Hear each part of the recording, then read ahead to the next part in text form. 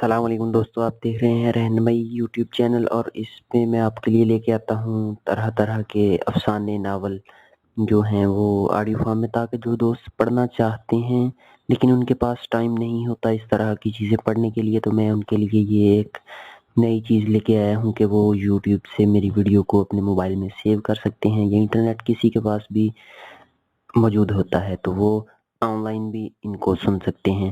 تو دوستو، ویڈیو شروع کرنے سے پہلے جنہوں نے ابھی تک ہمارا چینل سبسکرائب نہیں کیا وہ ہمارے چینل کو سبسکرائب کر لے تاکہ آنے والی ویڈیوز آپ تک پہنچتی رہیں۔ آج اس قدر مہنگائی بڑھ گئی ہے کہ خوشحال گھرانے بھی معاشی پریشانی کا شکار نظر آتے ہیں۔ جب میں نے بی اے کا امتحان کیا تھا تب ملازمت کا کوئی ارادہ نہ تھا، سوچا بھی نہ تھا کہ کسی کبھی ملازمت کرنا پڑے گی۔ تاہم دن سدا ایک سے نہیں رہتے۔ والد کے انتقال کے بعد بڑے بھائی نے ہمیں کچھ دن سہارا دیا، پھر وہ اپنی بیوی کی خوشنودی کی خاطر دوسرے مکان میں شفٹ ہو گئے اور ان سے ہمارا تعلق برائے نام رہ گیا۔ کبھی معمولی رقم والدہ کو دے دیتے، کبھی وہ بھی نہ دیتے۔ رفتہ رفتہ ہماری مالی پریشانیوں میں ہم مالی پریشانیوں میں گر گئے، تو تب مجھے احساس ہوا کہ عورت کے لیے کبھی کبھی ملازمت کرنا ناگزیر ہو جاتی ہے۔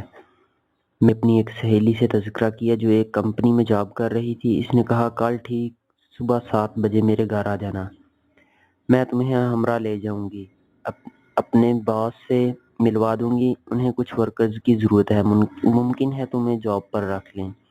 اگلے دن میں صبح سویرے عائشہ کے گھر پہنچ گئی۔ وہ جس کمپنی میں کام کرتی تھی وہاں اور بھی کئی لڑکیاں ملازم تھیں۔ کیونکہ میری دوست محنتی، خوش اخلاق، ہنس مکھ تھی، تبھی سب اسے اچھا کہتے تھے اور عزت کرتے تھے۔ باس کی رائے اس کے بارے میں اچھی تھی۔ عائشہ کی سفارش پر مجھے ملازمت مل گئی تو میں نے اس کا شکریہ ادا کیا۔ جاب کا کوئی تجربہ نہ تھا، اس لیے شروع دنوں میں کچھ گھبرائی، لیکن عائشہ ہمت بندھاتی رہی۔ وہ ہر مرحلے میں میری مدد کرنے لگی۔ اس طرح میں نے جلد کام سیکھ لیا اور مجھ میں اعتماد پیدا ہو گیا۔ جہاں عائشہ کو سب عزت و قدر کی نگاہ سے دیکھتے تھے، وہاں کچھ ایسے بھی تھے جو اس کی برائی کرتے تھے۔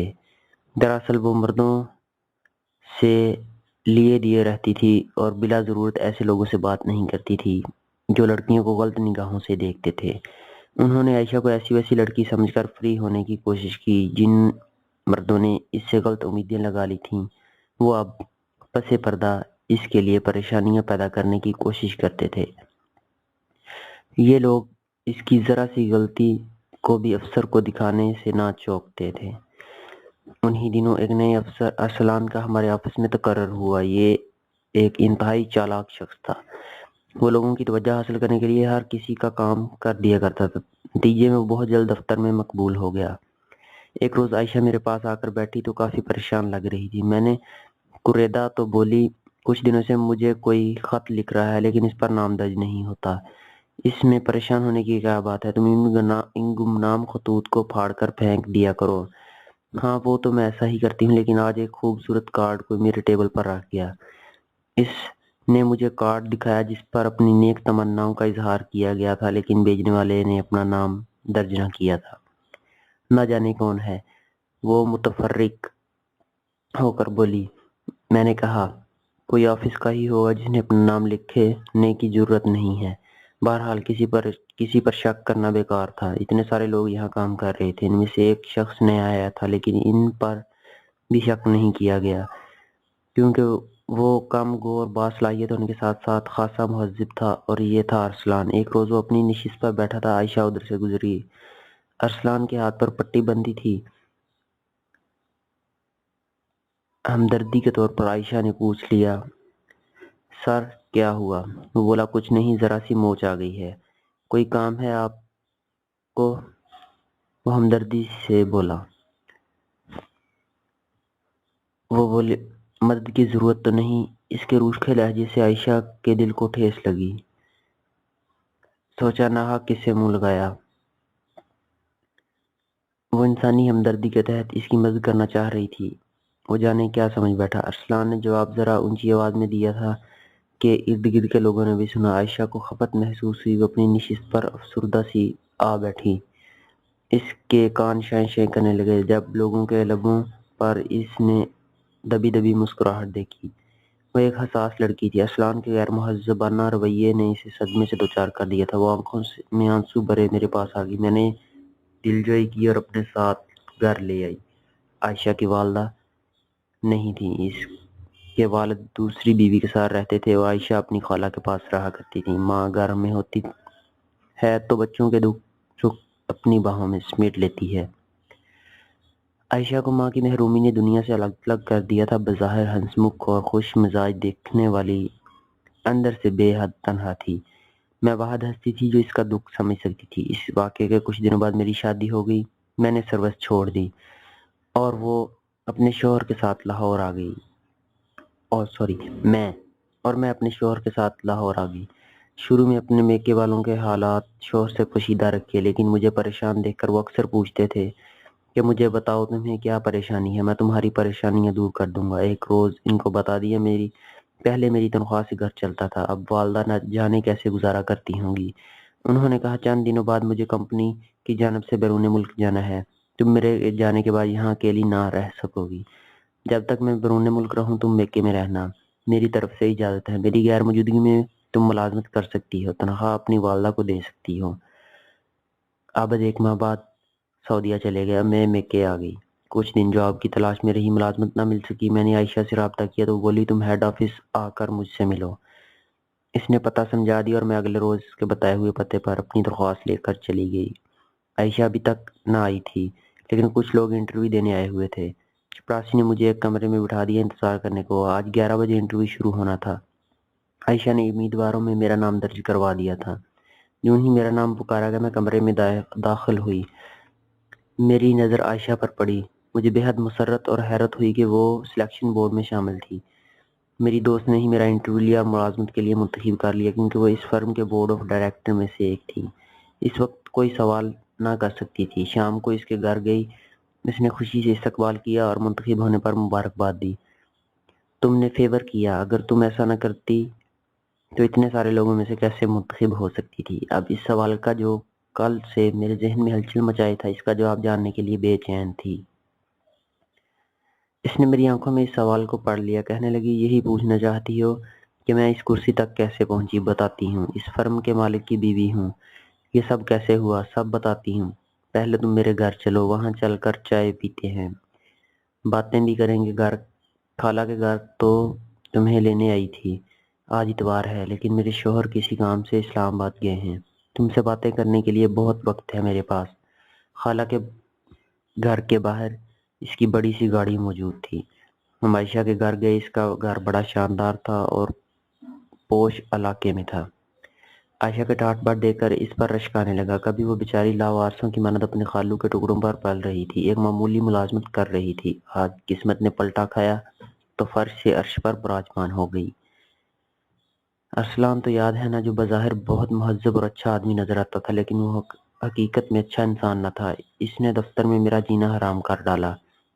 وہ میرے خلاف دوسروں سے باتیں کرتا اور میری اہانت کرتا تھا۔ تنگ آ کر میں نے ملازمت چھوڑ دی۔ کچھ دن بعد مجھے باس کے معاون نے فون کیا، محترمہ اپنے بقایا جات لے جائیے۔ میں لینے آفس گئی تو باس نے بلا کر کہا تم نے نہ جانے کس مجبوری کے باعث استعفیٰ دیا۔ میں تمہارے کام سے خوش اور مطمئن تھا۔ بہرحال انہوں نے دستخط کر کے لیٹر میرے حوالے کر دیا۔ ان کے پاس ہی ان کے دوست فخر بیٹھے تھے۔ وہ بولے اگر تم چاہو تو میری کمپنی میں ایک جگہ خالی ہے۔ میں نے کوئی جواب نہ دیا۔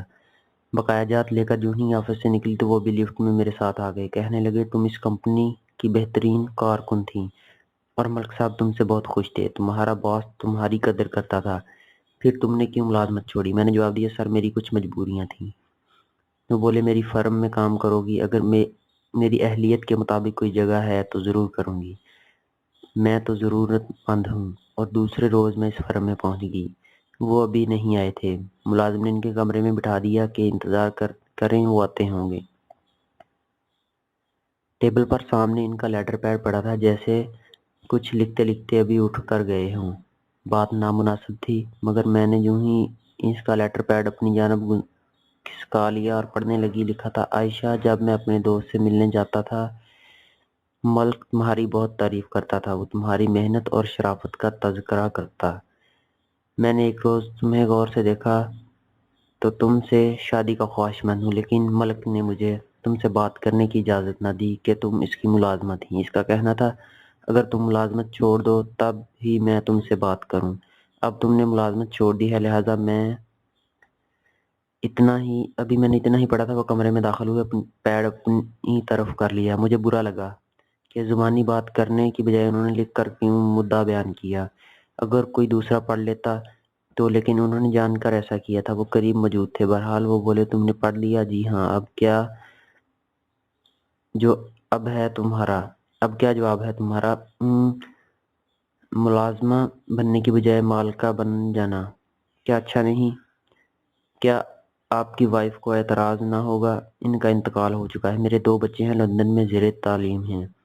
ٹھنڈے دل سے سوچ لو، تم مجھے نہیں جانتی مگر میں تمہیں عرصے سے جانتا ہوں، تمہارے حالات سے بھی واقف ہوں۔ امی سے مشورہ کر کے کل فون پر آپ کو جواب دوں گی۔ یہ کہہ کر میں گھر آ گئی۔ گھر آ کر کافی سوچا، وہ مجھے اچھے لگے۔ ان میں کوئی برائی نہ تھی۔ اس کے علاوہ عمر میں 20 برس بڑے تھے، سر میں چاندی کے بال چمک رہے تھے، بردبار تھے، خوش شکل تھے۔ ان کی باوقار شخصیت تھی۔ سوچتی رہی، پھر فیصلہ کر لیا کہ عمر زیادہ ہے تو کیا ہوا، ان سے شادی کر کے گھر، عزت، مالی خوشحالی، تحفظ اور پھر میکے والوں کے مالی حالات بھی ان کے توسط سے سدھر گئے تو کیا گھاٹے کا سودا ہے۔ امی سے ذکر کیا، بولی میں نہیں جانتی وہ کیسا آدمی ہے، تمہارا سابقہ باس جانتا ہے۔ اگر وہ تمہارے خیال سے نیک آدمی ہے تو تم پہلے میری اس سے بات کروا دو۔ میں نے ملک صاحب کا نمبر دیا۔ انہوں نے ساری بات بتا کر کہا بیٹا میں بیوہ ہوں، عائشہ یتیم لڑکی ہے، اگر غلط شخص سے شادی ہو گئی تو ہم برباد ہو جائیں گے۔ آپ کے دوست نے رشتے کی خواہش ظاہر کی ہے، آپ کی رائے جاننا چاہتی ہوں۔ ماں جی آپ فکر نہ کریں، اپنے دوست کی ذمہ داری میں لیتا ہوں، بہت اچھا انسان ہے، آپ کی بیٹی کو کوئی تکلیف نہ ہوگی، یہ رشتہ مت گنوائیے۔ ملک صاحب کے اطمینان دلانے پر امی نے کہہ دیا یوں میں آج ان کی بیگم ہوں۔ شکر ہے کہ میں نے پختہ خیالی سے کام لیا اور آج بہت سی پریشانیوں سے نجات مل گئی۔ میں نے کہا تم بہت خوش قسمت ہو، ایک اچھے انسان نے تمہیں پسند کر لیا، ورنہ لوگ ہوتے کچھ ہیں اور نظر کچھ آتے ہیں۔ بولی ہاں شاید قسمت کی دنی تھی۔ تھوڑی سی پریشانی کے بعد ملازمت چھوڑی تو اللہ تعالیٰ نے ایک اور در کھول دیا۔